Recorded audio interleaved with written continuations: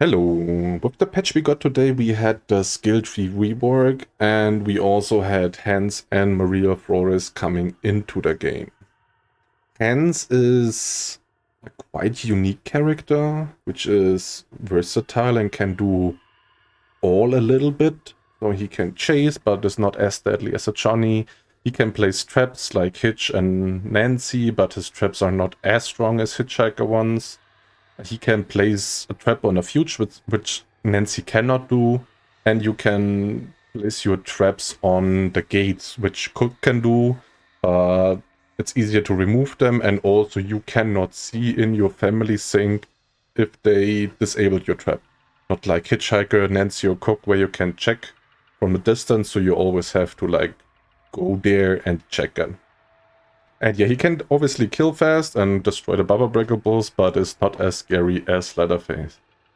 But if you had problems with Danny in your games, and you hated to play against Danny, and you think that the pressure tank tempering is such an unfair mechanic, then Hans is the character you want to pick.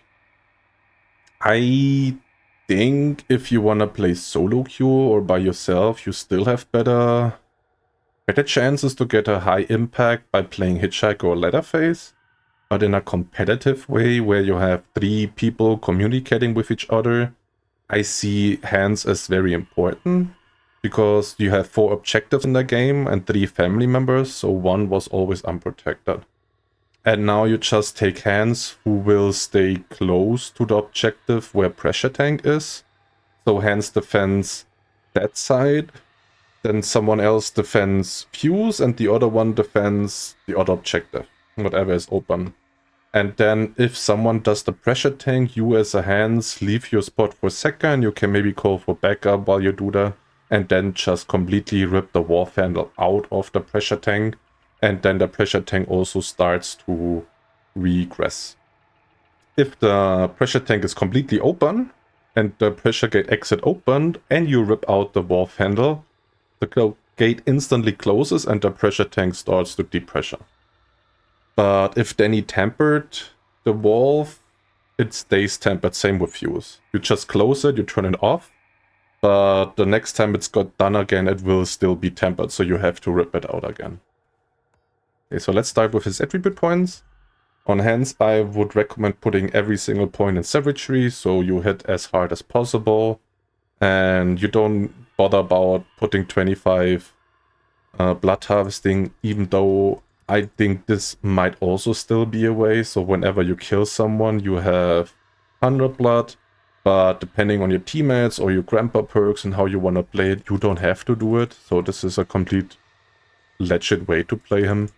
But yeah, obviously depending on how annoying you think it is, because 3 points in Doris is way more than you think. It's a difference between 3 hits more or less in value max stamina. So you can try, you see if it helps you, you get grandpa leveled up.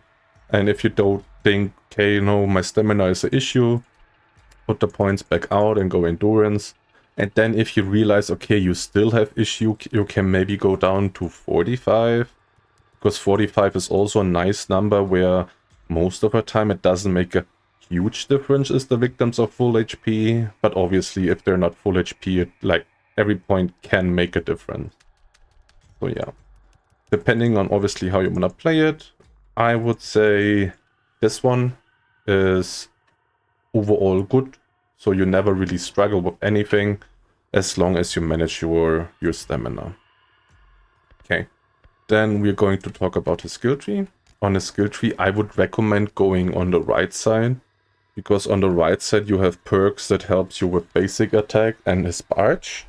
If you start and you go to the left side, you're going to end up with perks like hard attack, which can be nice. I tried it, but you need to land your barge, and then I would rather deal more damage with my barge than just damage over time, right? And your traps, I would say, never get triggered because they're so loud and so easy to see. And yeah, maybe sometimes victims run into them on purpose because they are too bored, too lazy, or it takes them too long to find a bone shard.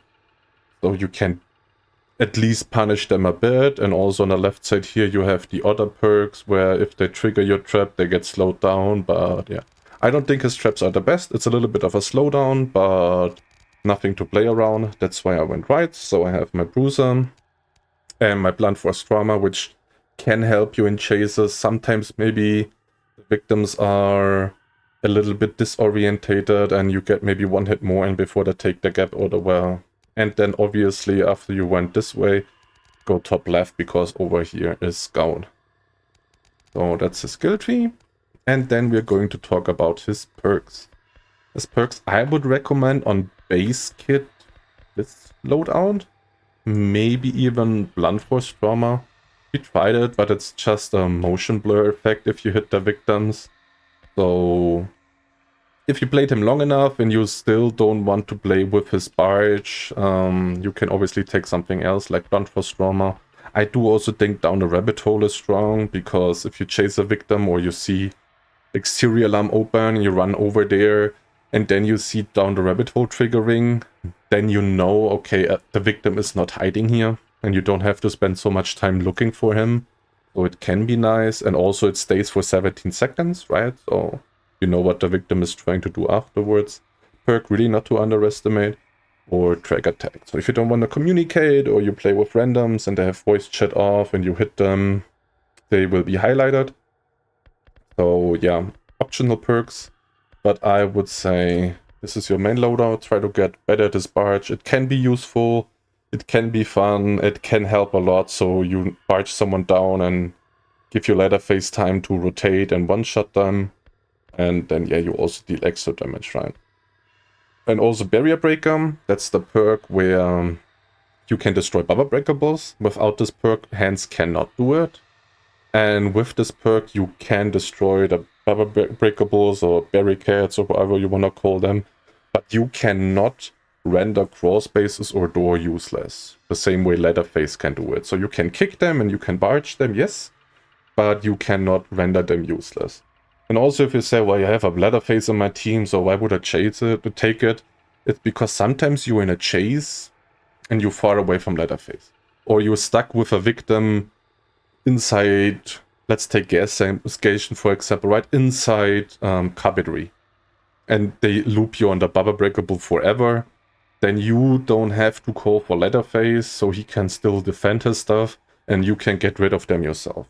Also, if you want to body block the fuse or something like that, right? Or you want to chase someone in the basement and you can help Leatherface. Also, if the victims play too slow and your Leatherface is in the basement, you can already start destroying Bubble Breakables upstairs. So a lot of cases, this is actually very, very useful. So I would take it.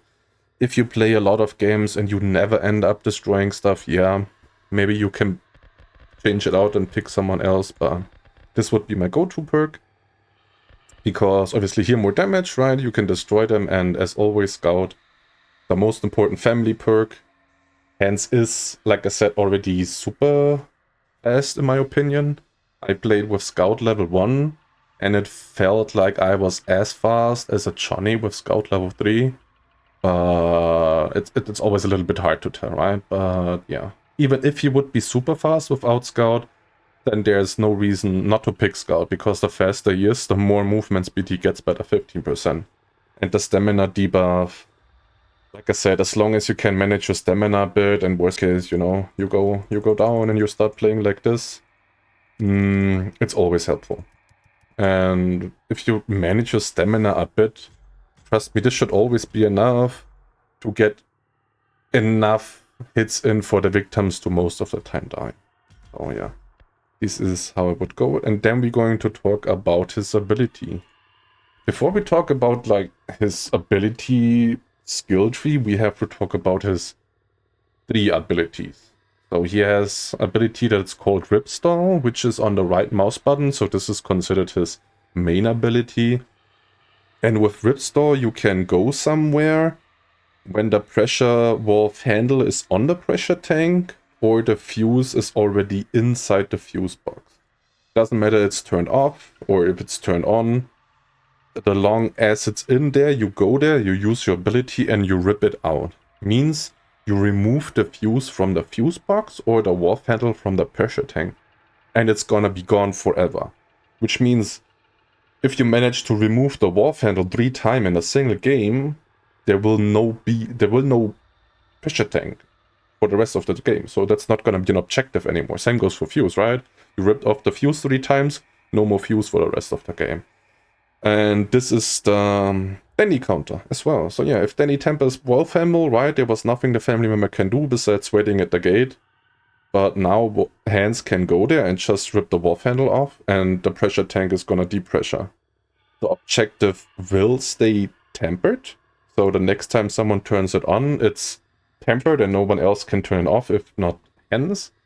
But even if the pressure gate opened, so the valve turned completely on and completely pressured, the gate's open, and then you go there at any point as the hands, rip it off, and the gate instantly closes. Same, of course, goes for fuse box. And you can also use this on carbinery and generator. You're not gonna rid off the battery and make it useless for the rest of the game. But instead of being there 15 seconds and turning the car battery off, or needing to land 3 of those skill checks to turn a generator on, you go there, use your ability, and you need to hit 1 skill check. And then car battery is going to be on, or generator is going to be on again. So this is very, very strong. And like I said, in a competitive scenario where you defend fuse, gen, and car, and hands just goes to pressure tank, the moment it's going to be turned on will make the life for victims very, very difficult. Then the second abilities are traps. The traps you can place on everything that is metallic. So a regular gate. You cannot trap sliding doors, so basement sliding doors or slaughterhouse sliding door, that's not possible. And crawl spaces if they are closed. So you cannot trap a gap.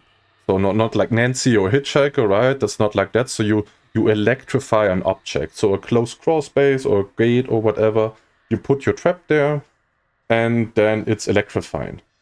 Which means like nobody can open. The moment someone touches that gate, it's gonna be electrified. Same goes for family members, so you cannot, it's like Nancy's trap, right? If it's there, the family member cannot go through there without getting shocked. And if that happens, it's the same as if you would run into the electric gate on the generator exit. So you will get knocked down, you take a tiny little bit of damage. And if it was a gate, it looks like the gate got slammed.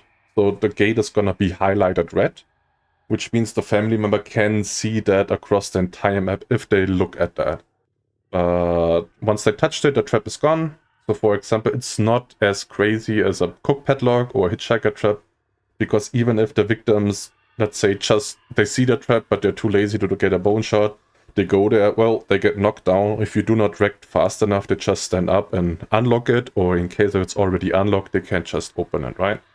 So pros and cons, I would say it's perfect on a fuse, right? It's like hitchhiker trap, you put your trap there, which now means if someone does not have bomb squad, they cannot do the fuse in one go.